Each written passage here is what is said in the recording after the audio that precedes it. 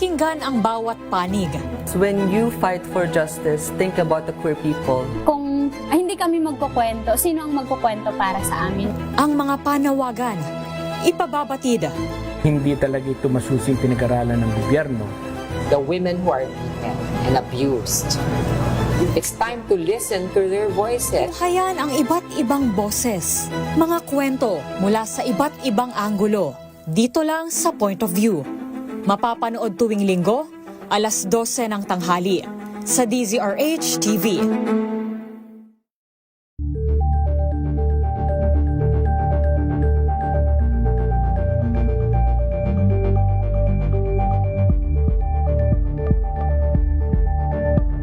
Mga kalunas, dahil sa inyong pagtitiwala, ang Lunas ay may extension na. Lunas Extension.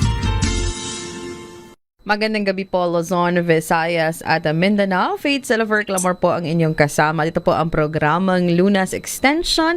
Ngayong gabi ng Tuesday, 30 minutes ng talakayan po ito tungkol sa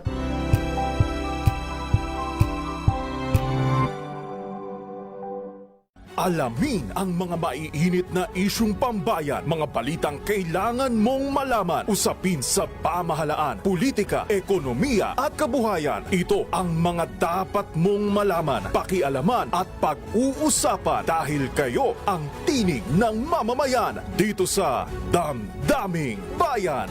Live sa DZRH Radio, DZRH TV at DZRH Digital. Kasama sina Lakay, Deo Macalma at Elaine Apit. Araw-araw, Lunes hanggang Biyernes. Damdaming Bayan.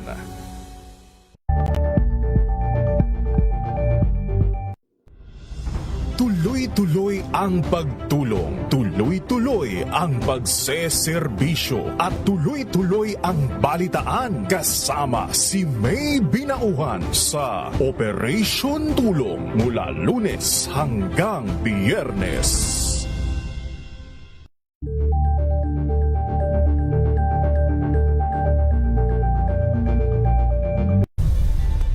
Nagsimula sa pangarap hanggang sa maabot ang tagumpay. Iba't ibang kwento, iba't ibang mukha ng atletang Pilipino. Mas pinatindi, mas pinalakas, at mas pinaaksyon sa Match Point tuwing Sabado, 12:30 ng tanghali sa DZRH TV.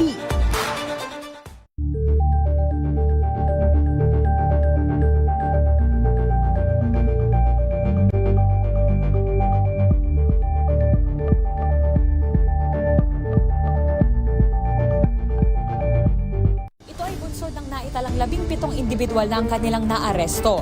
Metro Manila Development Authority o MMDA ang No Contact Apprehension Policy o NCAP sa Metro Manila. Sa ang ilang mga dokumento ay peke. Hindi rin legal ang employment na ipinangako sa kanila. Sa mata ng batas, mananagot ang sangkot at may sala. Dahil sa bawat paglabag, may karampatang parusa. Alamin ang mga pananagutan sa likod ng mga bawal. Dito sa Hoy! Bawal Yan, tuwing Sabado, alas 11:30 ng umaga. Dito lang sa DZRH TV.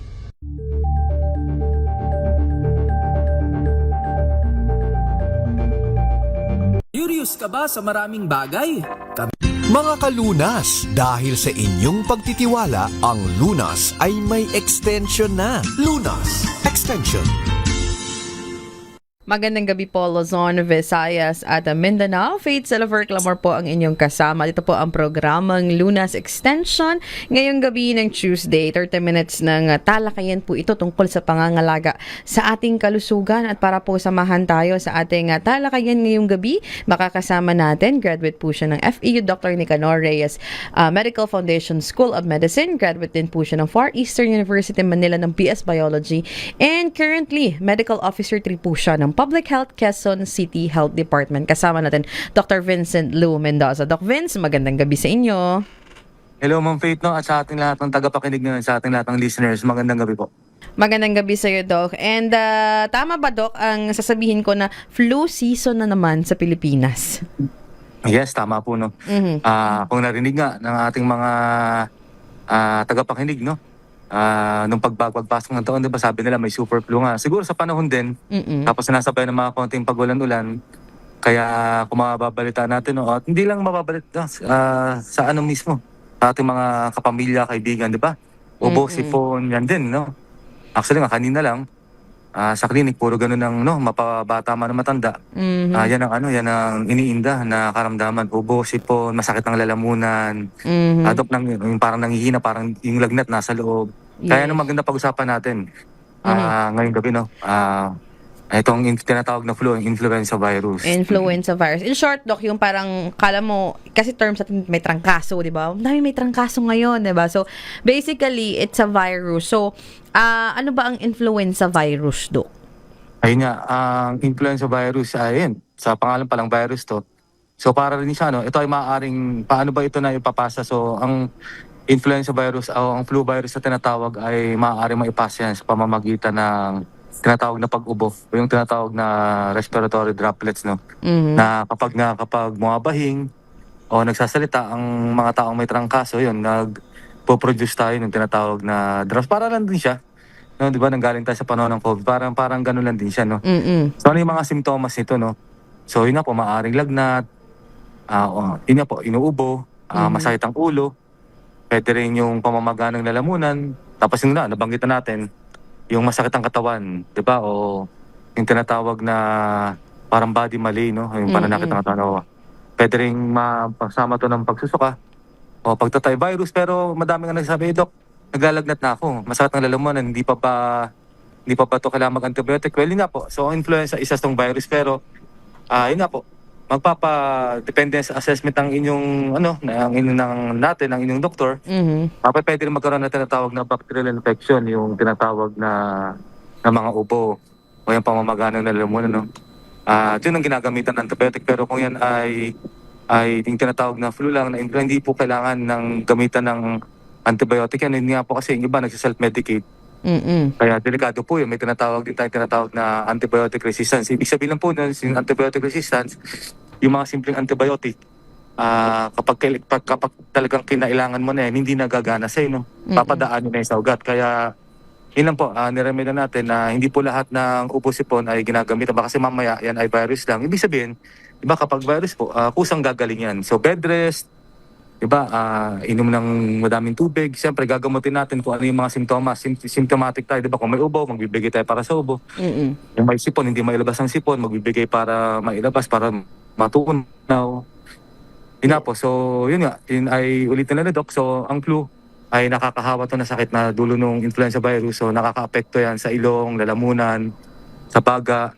So, yun nga. Yung mga nabanggit natin pong simptomas, so maaari magdulot din ng mga tinatawag na mild o yung katamtaman hanggang sa malubhang karamdaman, no? So, yes, ma'am. yun nga, Doc, sabi mo, di ba, flu, yung mga sintomas nito, lagnat, ubo, headache, sipon, yung pamamaga, pananakit na lalamunan, pananakit ng katawan, pagtatay at pagsusuka. So, Doc, minsan kasi, especially sa Pilipino nowadays, no, dahil nga nakakahawa itong flu, may iba, syempre, napapraning na, pag konting ubo, or, tama ba, Doc, ay, hindi ba, paano masabi, Doc, na flu na? Kasi yung iba, hindi magalang talaga lalamunan ko or masakit lang talaga yung pag walang lagnat, hindi nila kino-consider na flu. May ganun ba, Doc? Hindi, yun nga po.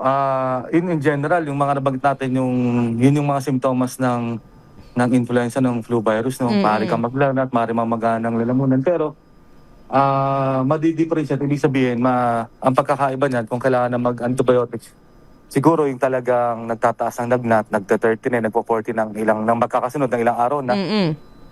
Kahit minsan, di ba, pag nagtitake ka ng paracetamol, bumababa dapat ang lagnat. Pero kung ang lagnat mo ay umiinom ka na, nagtitake ka na ng mga antipyretics yung paracetamol, tapos hindi bumababa yan. Tapos mapapansin mo naman yan eh. I mean, kaya yan. Kahit makikita mo yung talagang, ibig sabihin, toxic yung talagang, iba eh. Iba yung itsura nung talagang lagnat na parang kadala-dala na to. So yun, maaari na, please, plus, siyempre, magdadagdag ng ancillary, baka ipacheck ang CBC, para makita natin yung puti sa dugo, yung tinatawag na WBC, yung marker ng tinatawag na inflammation, yung marker na infection. So, maaari na tayo magsimula. Kahit naman nga wala po yung ancillary, depende nga po yung sa assess, kaya kailangan magpapacheck up kagad. Kasi yung simptomas kasama yung yung history niyan, makakapag-decide na dyan kung kailangan mo na mag-inom ng antibiotic.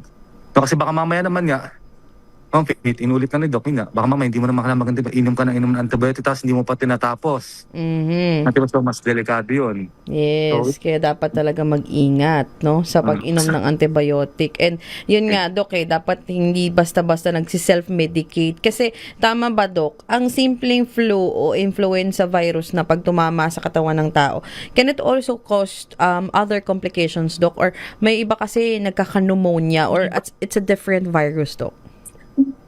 Opo. Yun nga po, yung simpleng influenza ay, ay madali siya gamutin, no? At kumagaling nga mag-isa. Ngayon, pag malala na yan, kung naalala na, di ba? Nabanggit ito, taling tayo din sa pandemya. Pwede yung kasi mag-convert, ibig sabihin baka pwede maging pulmonya, maging pneumonia.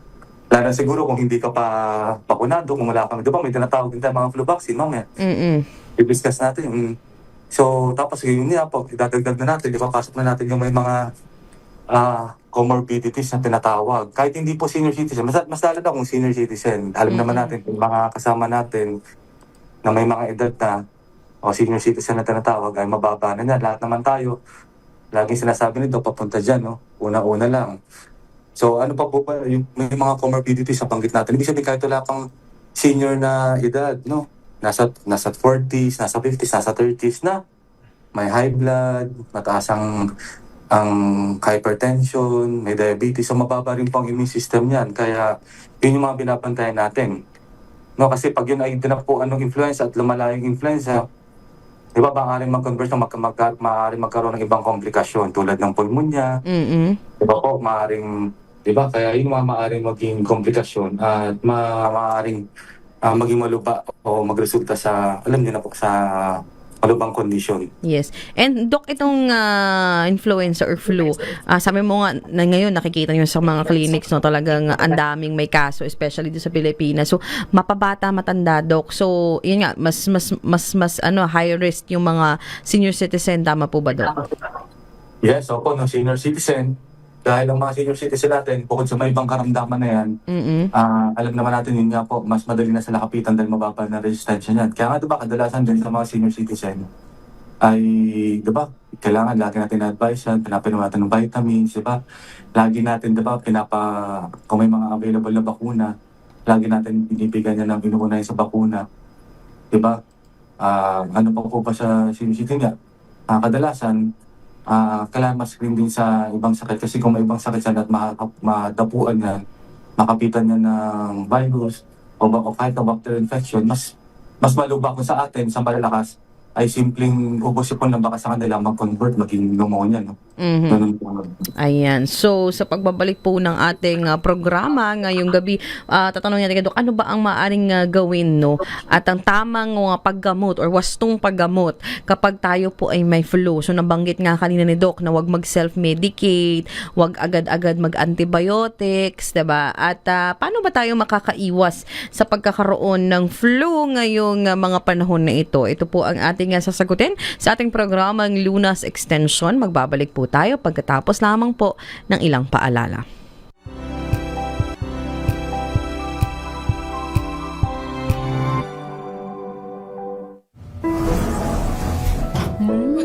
Amoy forever. Amoy LQ. Amoy New Caleb Berry Blooms. Amoy kalat, amoy good vibes.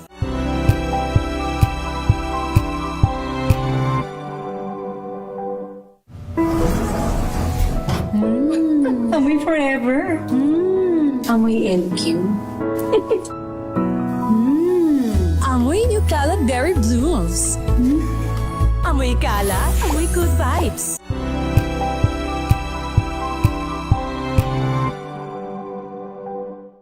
Maagang balitaan, maagang usapan sa mga issue at balita. Kasama si Kuya Angelo Palmones sa Magandang Umaga Pilipinas. Mula Lunes hanggang Biyernes.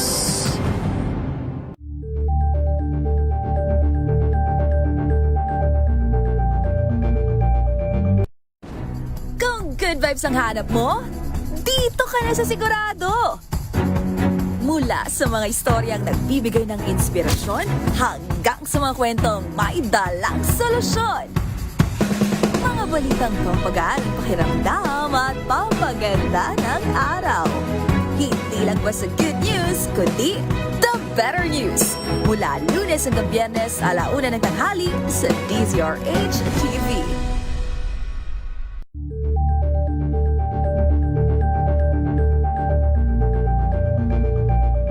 Tambalang Anthony Taberna at Jerry Baha ang gigising sa inyong umaga dahil lalatay ang humahagupit na diskusyon at komentaryo Lunes hanggang Biyernes sa 2x2.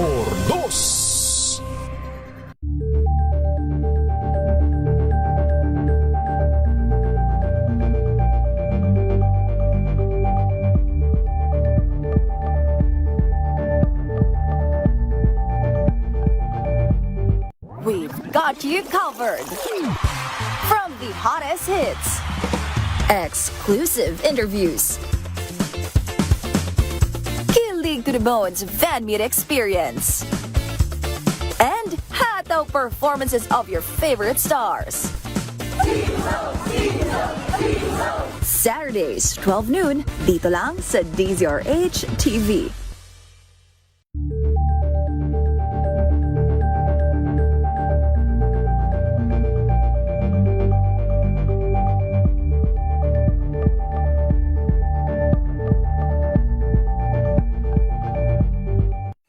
Mga balitang gigising sa inyong umaga. Mga balitang kailangan mong malaman. Mapapakinggan sa ACS Balita sa 2x2. Kasama sina Anthony Taberna at Jerry Baha. Lunes hanggang Biyernes. Mga dagdag na kaalaman at usapang pangkalusugan. Lunas Extension. Nagbabalik po ang ating programang Lunas Extension. Kasama niyo pa rin po ako, Faith Salaver Clamor, si Dr. Vincent Lou Mendoza ng Quezon City Health Department. Pinag-uusapan ang flu. Ayun nga, Doc, no, na isa-isa ni Doc kanina yung mga sintomas ng pagkakaroon ng flu at ito nga po ay nakakahawa. So bago natin puntahan kung paano nga ba maiiwasan ito, paano muna magagamot? Sa may mga flu ngayon, Doc, may mga sipon, ubo, lagnat at nagtatae. At ano ba ang mga dapat gawin, Doc, upang gumaling mula dito? Ay, syempre, nabanggit natin sa kanina, ibig sabihin mo naman natin sa bahay, mag-bed rest. Diba?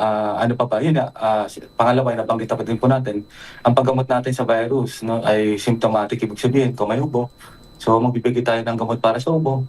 At idadagdag na rin dyan, Doc, no, lagi natin ugaliin, magsisipilyo, magagargle tuwing pagkatapos kumain, no, saka bago matulog. Bata man na matanda.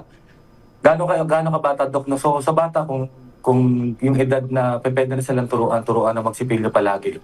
Di ba po, kung 6 na beses, kung 5 beses ka kumakain sa isang araw kasama merenda, magsisipilyo ka. Dahil bakit po? Laging tinatanong mga pasyente kasi kailangan na healthy o malusog yung kalusugan ng bibig natin. Yan lang kasi mga pwedeng pasukan, di ba? Ano ba yung isang simptomas? Ng virus, di ba? Masakit na mamagang lalamunan. So yan naman po yung mga pasukan ng virus o bacteria sa katawan natin. Ilong, yung may mga butas po, ilong, butal, ilong, tenga, yung bibig, di ba? So kailangan yan.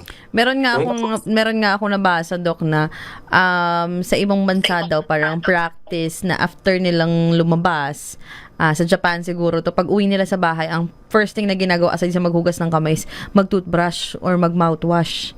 Yes, tama po. No? Kasi dapat talaga, heto hindi lang yung kasama na po yun na para matibay yung ngipin, no? Pero yun nga po kasi dapat yan ang mga point of entry na tinatawag, no? So yun nga po, so kung may ubo, magbibigay para sa ubo, kung may lagnat, magbibigay para sa lagnat, bakit ang lalamunan, pwede na magbigay ng tinatawag ng mga antihistamine, mga tinatawag na cetirizine, o kaya pwede magbigay ng mga lozenges, di ba po, yan po yung mga gamot, no? Pero ano ba yung wastong paggamot talaga. So, ibig sabihin, nabagit ka na kanina sa bed rest, manatili sa bahay. Diba? At magkaroon siyempre ng sapat na pahinga. Diba? Ayun, more water, lagi sinasabi. Pag-inom ng wastong dami ng tubig. Diba? Kasi, kadalasan, pag malakas ang lagnat mo, dehydration eh. Yes. Ibig sabihin, uubusin ng tubig. Diba? Ito, may magandang tanong. Ano ba yung lagnat o fever, Doc? Ang lagnat kasi, simptomas lamang yan ng isang sakit. Ito pinag-usapan natin, di ba? Influenza virus. O, di ba? O, bacterial infection sa tinatawag na virus, sa ubo. Ibig sabihin ng lagnat sa simptomas naman ng isang sakit yan, hindi siya mismo yung sakit o diagnosis, no? At kadalasan, most of the time, ang lagnat ay dahil sa iba't ibang uri ng infection. Katulad po ng pag-usapan, katulad ng viral o bacterial infection. Ngayon, kung viral yan, tulad ng influenza o dengue, di ba? O yung COVID, expect na po natin na pwede ka maglagnat siguro hanggang 4-5 araw na hindi kailangan uminom ng antibiotic at kusang lalabanan ng katawan natin yung virus na tinatawag, no? Ang tanging paraan lang nga dyan, siyempre, kumain ng mawasto, kumain ng malusog. Kuminom ng maraming tubig, nabanggit na natin, no? Diba? Kung doc, vitamins, lagi sinasabi, vitamins, so yung mga tinatawag na herb, kung yan po ay hiyang sa inyo, walang problema po yan, no? Basta makakatulong sa inyo. Marami kasi nagtatanong, no? Bakit pabalik-balik yung lagnat kahit yung paracetamol? Kaya po kasi may mga iba't ibang uri din ng lagnat, kaya nga importante. Kung may ibang sakit ka, halimbawa, kung dengue, may iba't ibang uri kasi ng phases, may iba't ibang kasi yung sa dengue na lagnat na tinatawag, kaya importante mapacheck up kagad, no?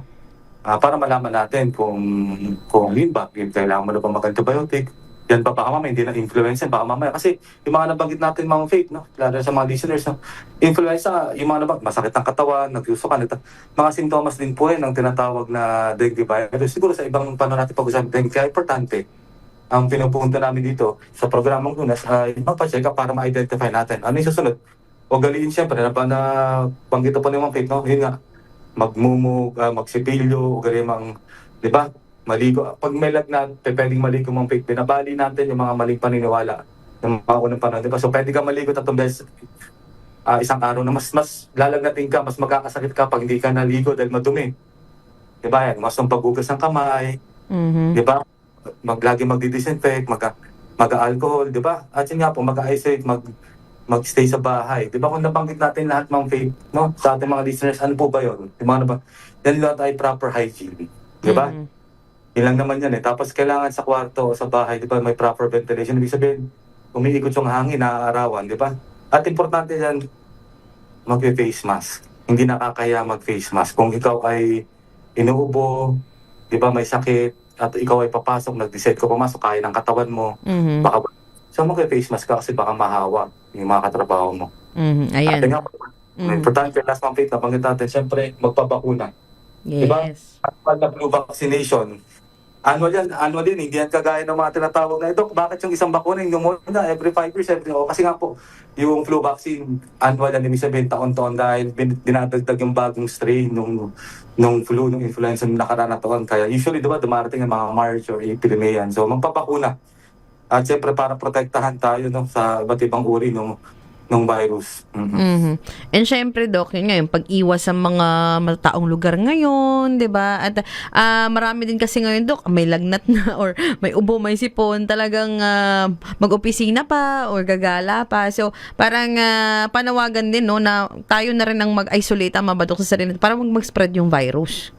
Yes, tama, no? Iwasan ang matataong lugar. No? Naintindihan naman natin, lalo na kakagaling natin ng Pasko. Masaya kasi mag-celebrate tayo mga Pilipino, no? Pero kadalasan, doon din na nakukuha.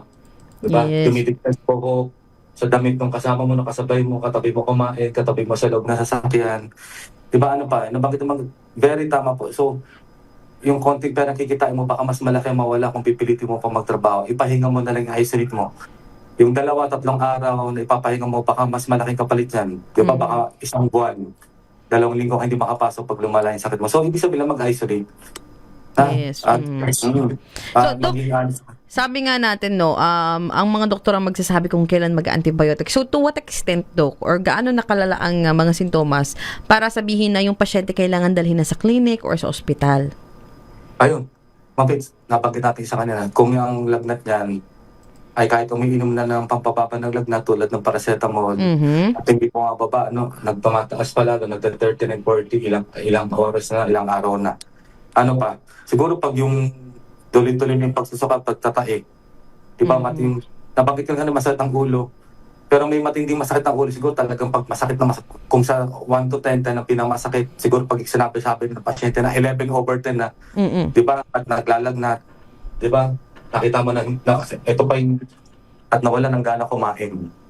Diba, ayaw kahit uminom ng tubig ayaw. So, kailangan na siguro itatakbo na kagad yan. Yes, kasi nakakatakot yung dehydration, no? So, again, i-observe nyo, huwag mag-self-medicate, sabi nga ni Doc. And kapag binigyan kayo ng antibiotics, Doc, tatapusin at iinumin sa tamang oras. Bakit napakahalaga ito, Doc? Kasi marami pa rin ako nakikilala na parang pasaway when it comes to antibiotics. And sinasabi ko nga na yung antibiotic, kailangan tatapos mo talaga yung araw niya na binigay at yung oras kung kailan mo siya iinumin. Bakit importante ito, Doc?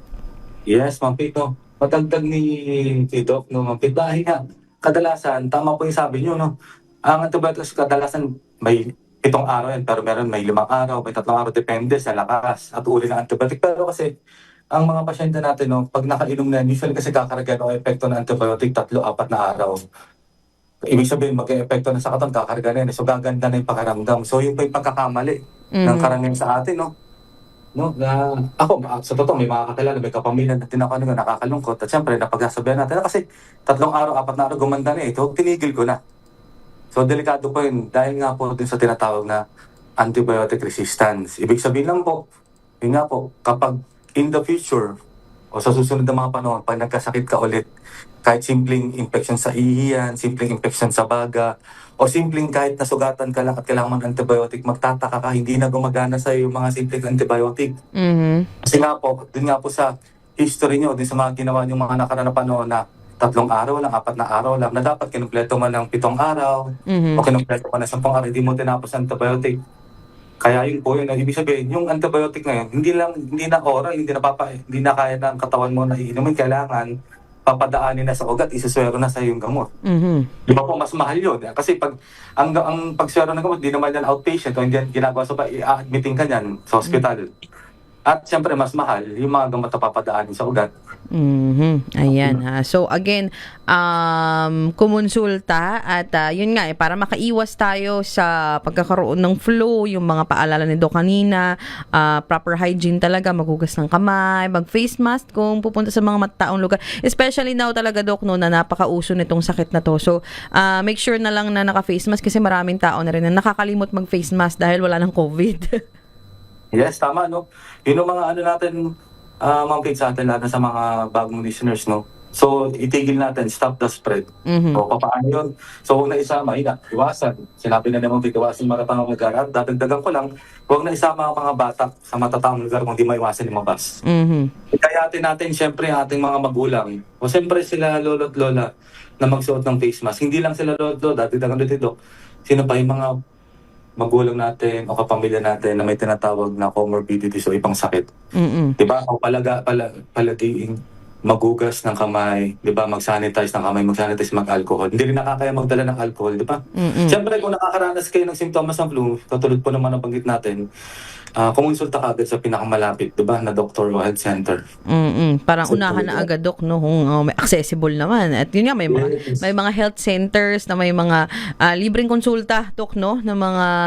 So, huwag manood ng dagdag ni... Na totoo man nakakatawa, pero hindi lahat ng nakikita sa social media, Ma'am Faith, alam mo yan. Yes. Hindi lahat sa social media, sa internet o sa YouTube ay totoo. Baka mamaya mas makakasama pa yan, ha? Magkukonsulta kayo sa mga health professionals at po health centers, sa mga Ayan. So, tuloy-tuloy itong ating talakayan sana kasi wala na kaming oras at may mga questions pa tayo, no? Pero, Doc Vince, maraming salamat, Doc, sa inyong oras, no? At pagbibigay impormasyon tungkol sa flu na uso ngayon. So, again, mag-ingat po tayong lahat and stop the spread, sabi nga ni Doc Vince. At binabati ko lang siyempre ang aking mga magulang na nasa Bulacan po, no? Dr. Nestor Mendoza, Dr. Diana Mendoza, aking kapatid, no, si Kalili. Maraming salamat po, no? Palaging pala, Doc, kapag tayo ay healthy, tayo ay happy. Magandang gabi po at maraming salamat. Maraming salamat, Dr. Vincent Lou Mendoza ng Quezon City Health Department. Ating nakasama sa ating programang Lunas Extension ngayong gabi ng Tuesday. Ako din po ang inyong nakasama, Faith Salaver Clamor. Lagi nagpapaalala na prevention is better than cure. Magandang gabi po, Luzon, Visayas at Mindanao. Mga kalunas, hanggang bukas dito sa Lunas Extension.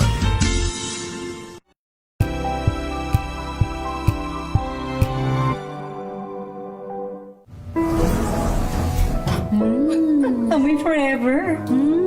Amoy LQ. Amoy New Caleb Berry Blues. Amoy kalat, amoy good vibes.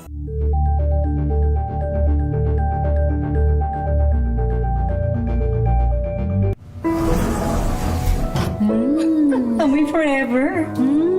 Amoy LQ. Amoy New Caleb Berry Blues.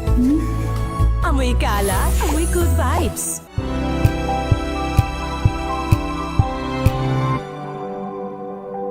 Hello, Washi! Laundry day na naman! Yay! Anong meron? Mancha ng chocolate, putik, may libag pa! Kaya natin yan! With Pride Washing Machine Detergent, may triple stain-away formula. Tanggal ang makapit, madikit, at malupit na dumit mancha. Kaya easy-easy ang labada. Mula noon hanggang ngayon! All you need is pride. All you need is pride. ACS.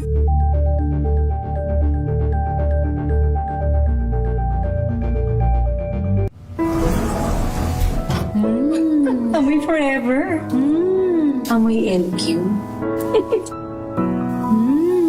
Amoy New Caleb Berry Blues.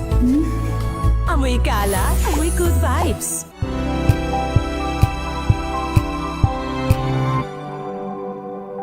Tinesting, sinuri, siniyasan. Ang resulta?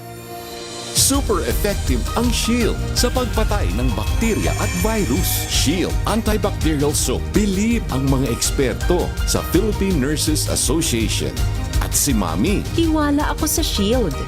Shield Antibacterial Soap. Napatunayang mabisa. Ang mga nurse, tiwala. ACS. May nagbago. May arte. May budget. Akala nyo lang yon. So solid. White Rose Papaya. Wow, White Rose. White Rose Papaya. Wow, White Rose. White Rose Papaya. May glow up with a White Rose Papaya. White Rose Papaya. May puti power times 2 kasi may papaya at niacinamide. May shea butter and tea tree oil pa. Kutis sulit ang glow up. Glow up with a White Rose Papaya. White Rose Papaya. Kutis sulit ang glow up. ACS. Amoy forever. Amoy LQ.